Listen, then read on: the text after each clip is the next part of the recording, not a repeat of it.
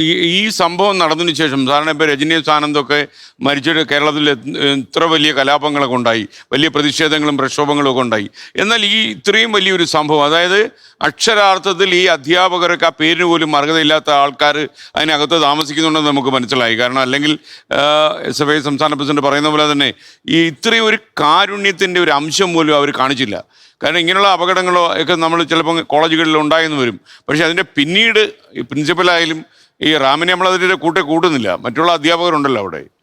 കേരളത്തിലെ ക്യാമ്പസുകളിൽ പല ക്യാമ്പസുകളിലും ഇത്തരത്തിലുള്ള റാം എന്ന് പറയുന്ന ഒരാൾ അധ്യാപക കാറ്റഗറി പോലും നമുക്ക് പെടുത്താൻ സാധിക്കില്ല. കാരണം ഇത്രയേറെ ജാതി വെറിയനായിട്ടുള്ള അല്ലെങ്കിൽ വിദ്യാർത്ഥികളെ പലതരത്തിലുള്ള അശ്ലീല ചൊവ്വയോട് കൂടിയിട്ട് സംസാരിക്കുന്ന ഈ റാമിൻ്റെ പ്രതിനിധികൾ കേരളത്തിലെ പല ക്യാമ്പസുകളിലുമുണ്ട്.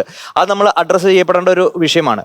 പിന്നെ ഈ വിഷയത്തിൽ ഈ പറയുന്ന അഞ്ചരക്കണ്ടി ഡെന്റൽ കോളേജിലുണ്ടായ വിഷയവും ഈ സമാന സ്വഭാവമുള്ള വിഷയങ്ങൾ കേരളത്തിലെ പല ക്യാമ്പസുകളിലുമുണ്ട്. അതിൻ്റെ മുഖ്യമായിട്ടുള്ളൊരു കാരണം എന്ന് പറയുന്നത് ഈ നമ്മുടെ ഇന്റേണൽ മാർക്സിന്റെ ചട്ടക്കൂടുകളിലേക്ക് വിദ്യാർത്ഥികളെ തളച്ചിടാനുള്ള ഒരു ശ്രമം നടക്കുന്നുണ്ട്. ഒരുപക്ഷെ ചിലപ്പോൾ കരിയർ ഫോക്കസ്ഡ് ആയിട്ട് വിദ്യാർത്ഥികൾ കൂടുതൽ പോകുന്നത് കൊണ്ട് ഇപ്പം നമ്മുടെ ഈ തിയറി പേപ്പറിൽ വലിയ രീതിയിലേക്കുള്ള പെർഫോമൻസ് നടത്തുന്ന വിദ്യാർത്ഥികൾക്ക് പോലും ഒരുപക്ഷെ ഇന്റേണൽസിൽ ഈ അധ്യാപകർ തളച്ചിടുന്ന ഒരു ശ്രമമുണ്ട്. പക്ഷെ അതിനെ നിയന്ത്രിക്കാനോ അതിനെ മോണിറ്റർ ചെയ്യാനോ ഒരു സംവിധാനമില്ല എന്നത് നമ്മുടെ ഒരു സിസ്റ്റത്തിന്റെ ഒരു പരാജയം തന്നെയാണ്. പിന്നെ ഈ അഞ്ചരക്കണ്ടി കോളേജിലേത് ഉൾപ്പെടെയുള്ള വിഷയങ്ങൾ ഇന്ന് വിഷയം നടന്നിട്ട് 9 ദിവസം കഴിയുമ്പോഴും ഇവരെ ആര് സംരക്ഷിക്കുന്നു എന്നൊരു ചോദ്യമുണ്ട്.